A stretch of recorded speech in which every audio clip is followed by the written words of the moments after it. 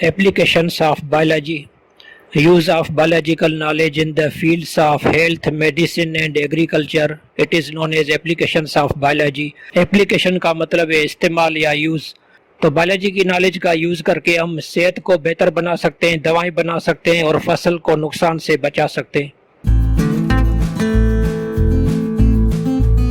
Vaccine. Vaccine is a liquid medicine. It is taken through mouth or injection.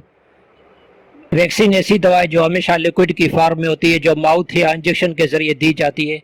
Vaccine contains week और killed micro organism. Vaccine के अंदर virus होता है जो week होता है या टेम्परेचर देकर उसको किल कर देते हैं। When this weak microorganism enter in our body by vaccine, our blood produce chemicals antibodies to kill that weak microorganism. जब वैक्सीन के जरिए ये वीक वायरस हमारी बॉडी के अंदर जाता है तो हमारी ब्लड जो है वो केमिकल्स प्रोड्यूस करती है, एंटीबॉडीज, जो उस वायरस को ख़त्म कर देते हैं। Antibodies chemicals remain in our blood for future protection. ये एंटीबॉडीज हमारी ब्लड में मौजूद रहती हैं ताकि फ्यूचर में कोई भी ऐसा वायरस दाखिल हो तो उसको ख़त्म कर सके।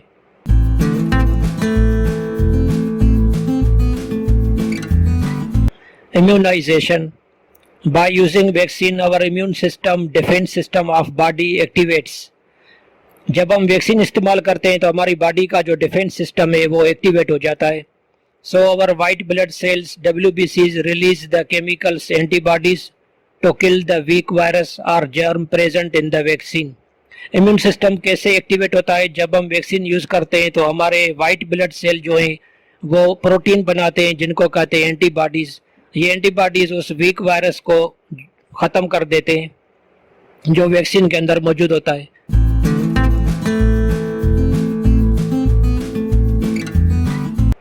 These antibodies remain in our blood forever and keeps us safe from germs and particular virus.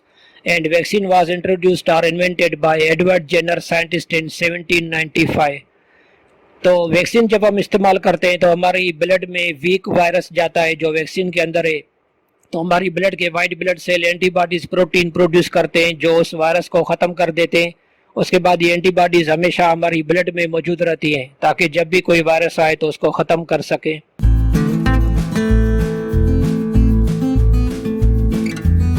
Antibiotics. These are the medicines which are made by taking chemicals from the cells of microorganisms.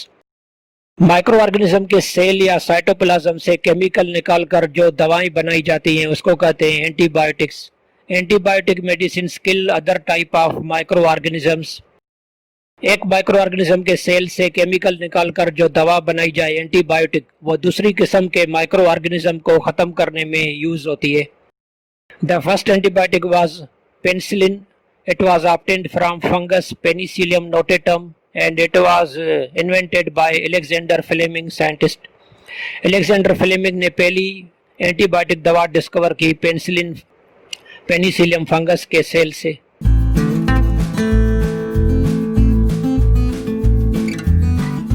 Alexander Fleming received Nobel Prize in 1945 along with his companion Flore and Jane for his great achievement in the medical sciences.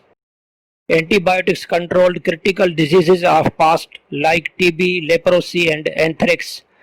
माजी में जो बड़ी बीमारियां थी, tuberculosis, TB जो lung की disease है, lungs में इन्फेक्शन होता है, लेप्रोसी जो स्किन डिजीज है जिसको उर्दू में जजाम कहते हैं या सिंधी में कोड़ कहते हैं, and anthrax is also skin and lung disease. तो ये जो बड़ी बीमारियां थी माजी में, ये ख़त्म हो गई एंटीबायोटिक्स के इन्वेंट होने के बाद।